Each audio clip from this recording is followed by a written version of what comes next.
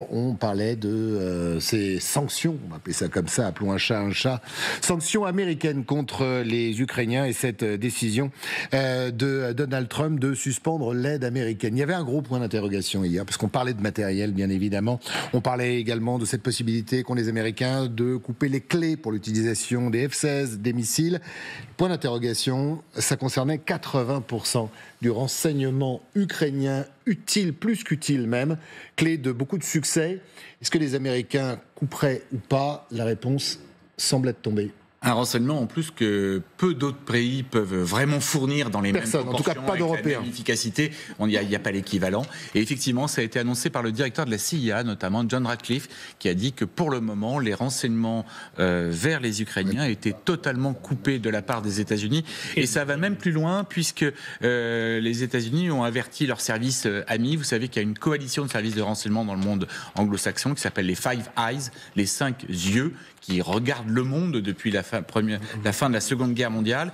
Et les Américains ont interdit aux Britanniques de partager ces renseignements issus des militaires américains avec les Ukrainiens. Donc on peut craindre que très très rapidement, les Ukrainiens soient totalement aveugles sur le champ de bataille. Sourds, et même peut-être qu'ils deviennent sourdes, puisqu'il y a d'énormes questions sur le réseau de satellites d'Elon Musk, Starlink, que là aussi on aurait du mal à remplacer, même s'il y a des solutions à travers notamment la société Eutelstat. Les affaires sont simples. La situation était critique. Là, elle va devenir désespérée. Là, elle devient... Désespérée, général. Mais oui, parce que l'armement, c'était à 3 mois, le renseignement, c'est à la seconde. Hein. Mais exactement. Non, mais 80% de type stratégique, de tactique ils l'ont, était américain. Donc, quand vous pouvez pas manœuvrer sans avoir du renseignement de type stratégique pour préparer votre manœuvre. Ça, c'est le 1. Le 2, quand vous ne pouvez plus communiquer, c'est l'affaire de Starlink, vous pouvez plus coordonner les efforts. Et donc, ça va se traduire par l'effondrement de l'armée ukrainienne. Il faut pas, ne nous bouchons pas on peut parler du GPS pas les yeux. Oui, mais le système de positionnement par satellite qui est américain les missiles. Et qui peut être dégradé comme le souhaitent les Américains sur le champ de bataille. Et les missiles américains, pour l'instant, arrivent au but parce qu'il y a le GPS américain. Quand il n'y a plus le GPS américain, ça n'arrive plus au but. Enfin, au lieu d'arriver pile poil, ça arrive à 100 mètres. Et pour détruire un bunker, c'est pas la même chose. Et on a toujours dit que depuis 3 ans, les grands succès, notamment au large de la Crimée de l'armée ukrainienne, avaient été remportés notamment par ce renseignement américain. Mais depuis le début, bien sûr. Mais renseignement et positionnement. Ça s'appelle presque un assassinat, ce truc. Mais ça va même au-delà. C'est-à-dire qu'effectivement, au-delà de cette capacité à faire de la frappe en profondeur, en fait, les renseignements américains permettent aussi aux Ukrainiens d'anticiper en fait les mouvements des troupes russes, de savoir qu'ils vont appuyer à tel endroit, à tel moment. Et donc ça, effectivement, si vous coupez ça, et donc c'est le cas, vu que maintenant ça a été coupé, les Ukrainiens sont... Alors effectivement, ils ont une vue en temps réel de la ligne de front, parce qu'il y a des drones dans le ciel, mais à 20-30 km de profondeur, pour l'instant, ils deviennent bornes, voire complètement aveugles. Ils ne voient pas les déploiements de troupes, ils ne voient pas les manœuvres, effectivement, à 20 ou 30 km en arrière du front des troupes russes. Tout ça, c'est souvent de l'imagerie satellite à laquelle ils n'ont quasiment pas accès. Ils peuvent avoir accès à des systèmes privés, mais qui n'ont pas du tout la précision des systèmes militaires américains. Le général Desportes vient de parler d'assassinat sur l'Ukraine, les troupes ukrainiennes et les Ukrainiens tout simplement, parce que bien évidemment, ça sert aussi à défendre le peuple ukrainien. On va aller peut-être un peu plus loin. Pourquoi font-ils ça? Parce que on pourrait comprendre, Joséphine, d'arrêter l'envoi de missiles, l'envoi de matériel et peut-être de laisser aux Ukrainiens les clés d'utilisation. Mais là, de couper de toute protection les soldats et les civils. Pourquoi ce pas supplémentaire? Parce que Moscou leur a demandé? Non, pour que ça aille plus vite. Parce que Donald Trump veut pouvoir annoncer aux Américains qu'il a obtenu la paix et que c'est terminé et qu'on n'en parle plus. Regardez hier dans un discours de 1h40 devant le Congrès, combien de temps a-t-il dédié aux questions internationales? Rien. 1 minute, 2 minutes. Et l'Ukraine encore moins, quelques secondes. Qu'est-ce que ça veut dire? Ça veut dire que Donald Trump ne veut plus avoir à s'encombrer, je mets des guillemets, de sujets internationaux et qu'il veut concentrer toute sa communication politique sur le national pour montrer aux Américains qu'il répond, qu'il remplit ses promesses, il a des midterms dans 2 ans, c'est son seul objectif. Et donc là, en coupant les renseignements aux Ukrainiens, en leur coupant finalement tout moyen de continuer la guerre, qu'est-ce qu'il fait? Il obtiendra cette paix. Alors bien évidemment, elle se fera sur le dos des Ukrainiens, elle se fera de manière à désavantager complètement l'Ukraine dans ces négociations. On ne peut même plus parler vraiment de négociations, mais presque d'une forme de reddition. C'est ce que cherche aujourd'hui Donald Trump, parce que comme il n'a pas pu avoir une négociation déguisée comme il le souhaitait la semaine dernière, et bien aujourd'hui, il veut que ça s'arrête coûte que coûte. Et bien évidemment, coûte que coûte, c'est-à-dire même si les Ukrainiens doivent en pâtir. Alors, ça s'appelle l'Anschluss. Vous savez, ça s'appelle quand l'Allemagne a envahi l'Autriche, ça s'appelait l'Anschluss. Et là, c'est la Russie qui va faire son Anschluss sur l'intégralité de l'Ukraine. Et pour nous, ça va pas être un très bon truc, parce que du coup, ça nous rallonge la frontière, ça raccourcit totalement la frontière entre l'OTAN et la Russie. Et donc, ce sera beaucoup plus facile désormais, si l'Ukraine tombe complètement, d'aller attaquer l'OTAN. Ça livre totalement la Moldavie, notamment. La Moldavie est séparée de l'Ukraine par une république séparatiste, en partie, qui s'appelle la Transnistrie, qui est pro-russe. Si jamais les Russes prennent pied en Ukraine, de l'autre côté de la frontière, il leur sera extrêmement facile de vaincre une armée moldave qui doit compter à peine 8 ou 9 000 hommes. Et c'est un des objectifs initiaux de la guerre, d'ailleurs. Oui, ce corridor terrestre pour aller grosso modo de la Crimée et de l'est de l'Ukraine jusqu'à la frontière moldave, c'était l'un des objectifs initiaux. Pour bien comprendre, on va parler justement de cette volonté qu'a aujourd'hui Donald Trump de faire plier le président ukrainien, et peut-être même d'ailleurs de le supprimer politiquement, j'entends, en tout cas, que ce soit pas comme le dit son vice-président J.D. Vance, quand il dit que le problème est Volodymyr Zelensky, parce que c'est celui qui refuse la paix aujourd'hui. Mais pour bien comprendre ce qui s'est passé, souvent dans l'imaginaire, le renseignement, ce sont les satellites, voilà. Mais concrètement, en général, sur le terrain, comment ça se passe pour ces soldats ukrainiens qui se battent dans les tranchées, qui utilisent des drones, bien évidemment, du repérage, bien évidemment, de l'artillerie quand ils en ont. C'est une catastrophe de ne plus avoir de couverture, de renseignements, imagerie fournie par les Américains? Alors ça a été très bien dit par vous tous les deux. C'est-à-dire que ce qui va disparaître, c'est pas le renseignement tactique, parce que ça, les Ukrainiens savent faire. Ils ont des drones, ils savent réagir au jour le jour. Mais ce qui est important dans la guerre, c'est la surprise opérationnelle. Et cette surprise opérationnelle, je ne peux la parer que si j'ai une certaine conscience de ce que les autres vont faire dans 2, 3 ou 4 jours. Vous savez, il faut aller déplacer ces troupes pour être un peu pour contre-réagir ou réagir à la future manœuvre. Et à partir du moment où vous ne savez pas ce qui va vous tomber sur le coin de la gueule 24 ou 48 heures après, ben vous êtes juste mort.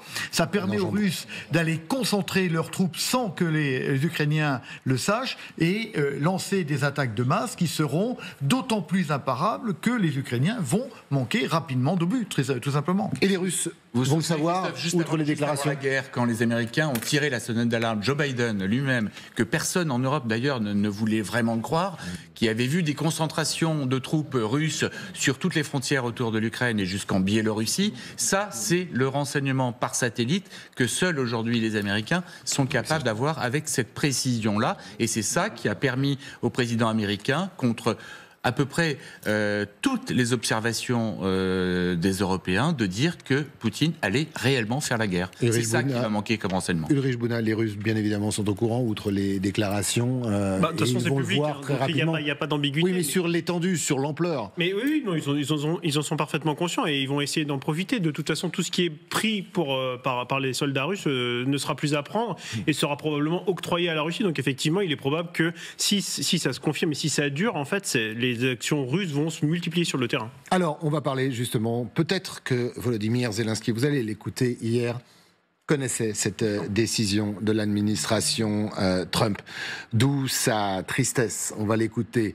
D'où peut-être le fait qu'il soit très réaliste dans ses propos, parce que hier, à Kiev, finit la fierté, finit l'orgueil, mis de côté l'humiliation suprême devant les caméras de télévision du monde entier, vendredi dans la Maison-Blanche, du réalisme pour le président ukrainien qui veut sauver avant tout son peuple et son pays. Mais pour nous, le maintien de relations normales et fondées sur le partenariat avec l'Amérique est essentiel pour mettre fin réellement à la guerre. Aucun d'entre nous ne souhaite une guerre sans fin. L'Ukraine sera toujours reconnaissante aux États-Unis pour tout le soutien qu'ils lui ont apporté et qu'ils lui apportent encore, et qui contribue à préserver les fondements, aujourd'hui plutôt fragiles, de la sécurité en Europe. Après tout, il ne s'agit pas seulement de notre pays. Mais nous devons trouver la force d'aller de l'avant, de nous respecter les uns les autres, comme nous avons toujours respecté l'Amérique, l'Europe et tous nos partenaires, et de faire tout ce qui est en notre pouvoir pour approcher la paix. Et je remercie tous ceux qui soutiennent l'Ukraine dans cet effort. Et vous avez certainement remarqué que le président ukrainien change de cadre, plus de bureau, il est à l'extérieur, comme au tout début de cette guerre, quand il disait à ceux qui voulaient ne pas l'entendre qu'il resterait en Ukraine, qu'il défendrait chèrement sa peau. Et d'ailleurs, il parlait déjà à l'époque, vous vous en souvenez, aux Américains qui, eux, voulaient qu'il fuit le pays. Il avait dit non, je reste et je me battrai aux côtés de mon peuple. Du coup, hier, cette capitulation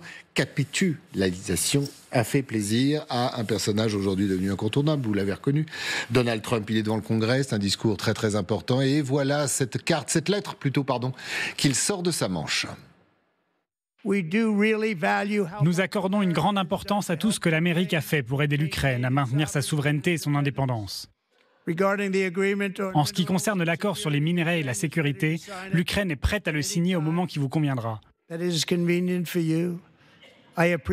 J'apprécie qu'il a envoyé cette lettre. Je l'ai reçue il y a peu de temps. Parallèlement, nous avons eu des discussions sérieuses avec la Russie et avons reçu des signaux forts indiquant qu'elle est prête pour la paix. Ne serait-ce pas magnifique ? Et à quel prix, Joséphine Staron, bien évidemment. On sait tout, on concède tout. Et la ultime, et on l'a appris ensemble il y a quelques minutes, ultime clé de bras, alors que l'Ukraine et Volodymyr Zelensky a déjà un genou à terre pour pouvoir les faire plier, négocier, capituler face à la Russie. Oui, il n'y a plus de, comme vous dites, il n'y a plus de surprise stratégique. Là, on sait exactement ce vers quoi Donald Trump et les États-Unis veulent aller. Une paix rapide. Les mots de juste, durable, n'ont plus de sens aujourd'hui. C'est simplement le mot de paix. Non plus. Hein. Le mot de paix non plus d'ailleurs. C'est-à-dire un arrêt des combats et qui de facto sera en faveur de la Russie. Parce que quand même, ce qu'il faut bien dire, il faut le dire clairement, on l'a sous-entendu, mais là, ce qui peut très clairement se passer, si les Russes saisissent l'opportunité tendue par Washington avec la fin du soutien et notamment du renseignement, c'est une invasion massive du territoire ukrainien, comme ils l'ont fait au tout début de la guerre. C'est-à-dire que s'ils en ont les moyens, ils le feront. Alors, c'est très intéressant ce que vous dites, parce que tout à l'heure, sur ce plateau, l'un de nos experts disait, et c'est un souhait de Poutine depuis le début, il y a une frontière naturelle en Ukraine, le Dniepr, c'est-à-dire permettre dans les jours, les semaines, les mois à venir, ça peut aller très vite, sans renseignement, sans couverture, sans matériel, aux Russes de s'emparer le maximum de territoire, et puis après l'Amérique concédera tout à Poutine, et Zelensky, il sera contraint d'accepter. Ah, mais je pense que le risque, à partir du moment où il n'y a plus de renseignements et plus de Starlink, le risque d'une percée, d'une avancée jusqu'à Kiev, voire jusqu'à la frontière polonaise, est un risque qui est avéré. Je ne dis pas que ça va se passer comme ça, mais ça devient tout à fait... À la totalité du contrôle de l'Ukraine. Oui. Non, mais à partir du moment où vous avez pris Kiev, vous arrivez à passer, c'est fini, si vous voulez. Il faut bien imaginer... La frontière du Dniepr, elle représente plus grand-chose, en fait, aujourd'hui. Oui. Ça ne pourrait pas être la frontière naturelle que voulait Poutine pour un accord ? Non, il veut toute l'Ukraine. Il veut tout, parce qu'il veut Odessa. Et Odessa, vous savez bien que c'est l'autre côté du Dniepr. Non, il veut aller beaucoup plus loin, bien sûr. Et à partir de ce moment-là, moi, je pense que Trump lui offre l'intégralité d'Ukraine. Alors ça nous apprend quelque chose, et c'est une bonne leçon pour l'Europe. Plus vous êtes faible, il a pas rampé, mais il est allé à Canossa, Zelensky, etc. Plus vous êtes faible, plus vous en prenez un retour de bâton encore plus fort. Moi, je pensais quand même... Oui, mais comment être fort avec Trump ? En tout cas, nous, l'Europe... Non, nous, oui, mais... Mais nous, moi, je crois qu'il faut absolument, mais immédiatement, aller nous-mêmes aider le plus possible l'Ukraine. Il n'y a pas d'autre solution. Ou alors on abandonne l'Ukraine et alors nous perdons notre dignité, ou alors on l'aide avec tous les moyens qui nous permettront de l'aider. Alors moi, je ne connais pas les effectifs, le nombre de munitions qu'on a, etc.